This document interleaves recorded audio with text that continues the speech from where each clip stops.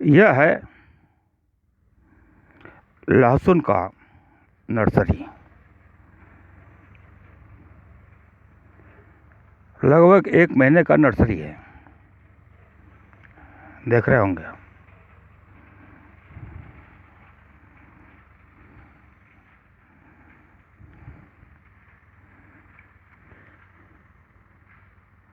नई पद्धति से लहसुन का नर्सरी उगा करके भी उसकी खेती की जा सकती है।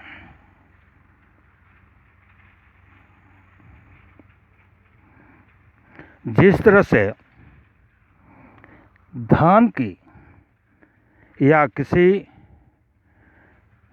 सब्जी के बीज से नर्सरी उगा करके उसकी खेती की जाती है, ठीक उसी तरह से लहसुन की नर्सरी उगा करके, नर्सरी तैयार करके, नर्सरी बनाकर और रोपाई करके उसकी खेती की जा सकती है। ये देखिए जड़ें निकल आई हैं, कितना अच्छा, देख लीजिए। अगर ज़्यादा जड़ें बड़ी हो गई हैं तो उनको नीचे से काट भी सकते हैं। जैसे इसको यहाँ से किसी हथियार से उसको काट दिया।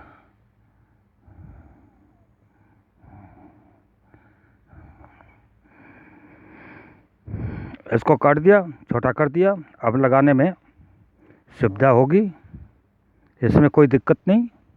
अब इन पौधों को अलग कर लेते हैं, इन पौधों को अलग कर लेते हैं इस तरह से। ये बिल्कुल नई स्टाइल है, देखिए इनको अलग कर लिया। ये एक एक दाने अलग हो गए, एक एक दाने अलग हो गए। अब हमारा लहसुन का नर्सरी तैयार हो चुका है। उसको ज़मीन में गड़ा देते हैं। अब इस तरह से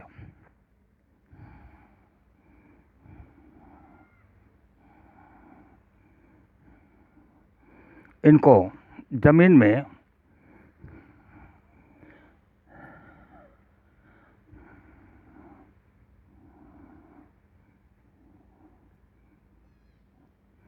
इसको इस तरह से ज़मीन में लगभग 4 से 5 इंच की दूरी पे इसको इस तरह से गड़ा देंगे।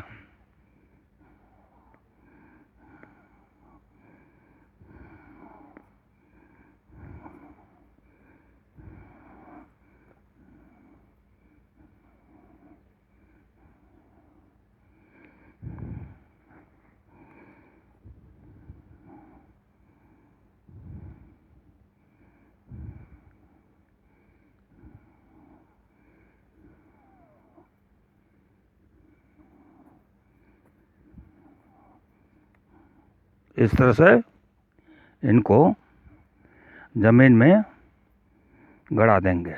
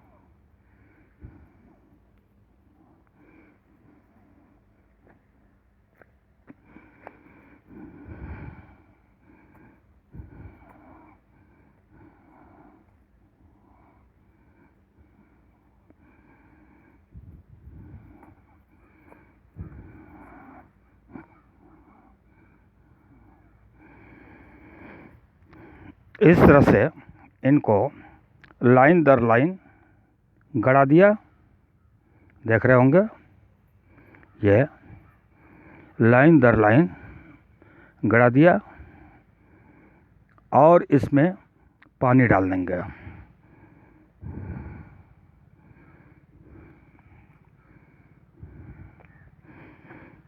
ये लहसुन लगाए हुए 1 महीना हो गया। ये बिल्कुल देसी पद्धति से, यानी पुरानी पद्धति से लगाया गया है, लेकिन जो अभी मैंने बताया है इस पद्धति से लगाने पर नर्सरी उगा करके लहसुन लगाने पर उसके दाने बड़े और मोटे होते हैं, और इस तरह से लगाने पर इनके दाने छोटे होते हैं और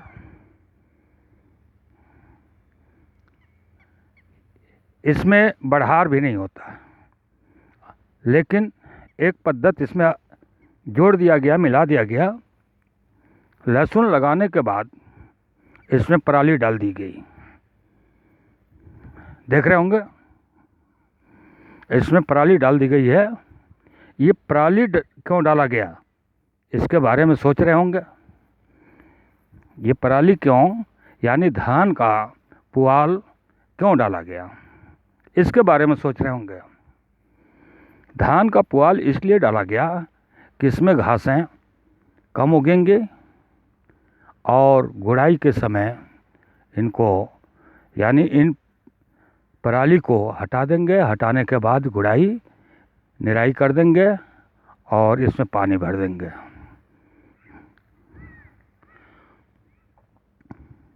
इस तरह से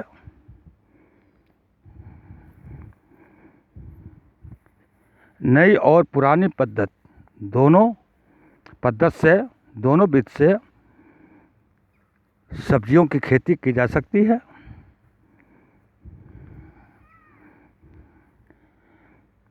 नई पद्धति में थोड़ा मेहनत लगता है, समय लगता है। पुरानी पद्धति में विशेष कोई मेहनत नहीं लगता है और न विशेष कोई समय लगता है। अब देख रहे होंगे,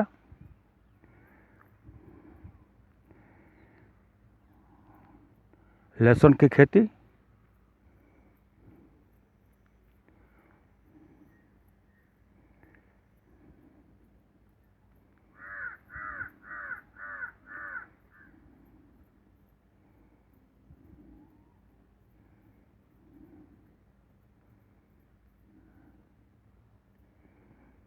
फिर से समझ लीजिए, ये पुराने पद्धति से,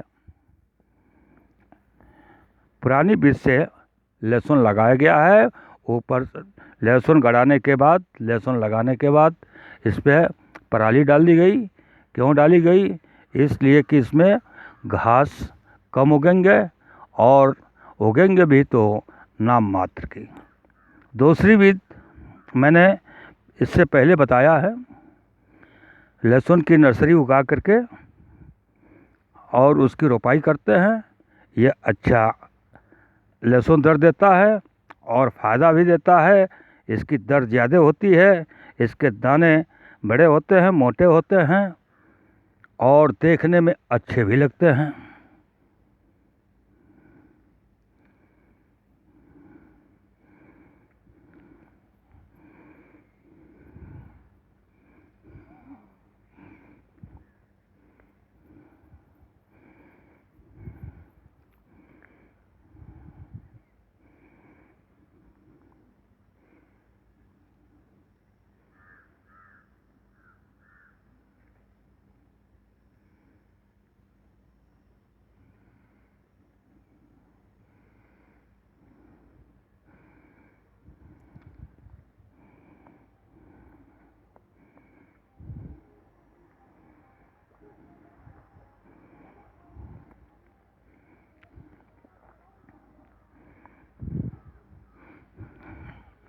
अब तो समझ में आ गया होगा।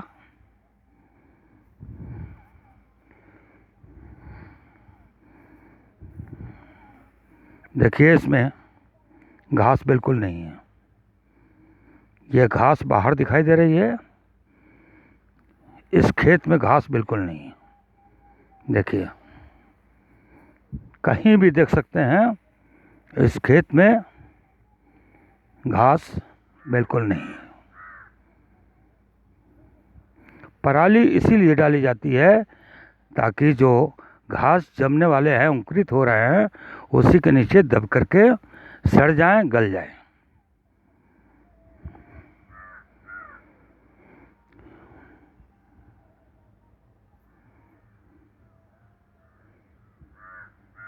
देखिए,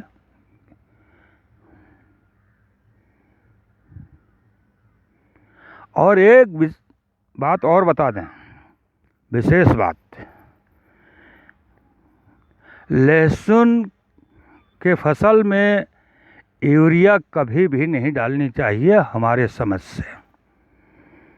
यूरिया डालने से इसमें फसल में सड़न गलन शुरू होती है। अगर खुदाई के बाद रख भी दिया जाता है तो उसमें सड़न होने लगती है, गलन होने लगती है, खराब होने लगता है। इसलिए यूरिया डालने के बजाय इसमें NPK अर्थात DAP खाद का इस्तेमाल करते हैं तो न तो आलू सड़ेंगे, न प्याज सड़ेंगे, और न तो लहसुन सड़ेंगे। ये लहसुन के बचाव के लिए यूरिया, हमारे समझ से यूरिया कभी भी नहीं डालना चाहिए। मैंने अनुभव किया है, जब कभी भी मैं यूरिया डाला तो आलू में सड़न ज़्यादा हुई, प्याज में सड़न ज़्यादा हुआ, लहसुन में सड़न ज़्यादा हुआ। इस वजह से मैं आलू, लहसुन, प्याज में यूरिया नहीं डालता हूँ। गोबर की खाद और ज़्यादा करके DAP अर्थात NPK खाद डालता हूँ, इसका इस्तेमाल करता हूँ, इस फर्टिलाइज़र का इस्तेमाल करता हूँ। DAP फॉरेन कंपनी की है और NPK इंडियन कंपनी की खाद है। यह इंडियन फर्टिलाइज़र की खाद होती है और अच्छी होती है। Thank you.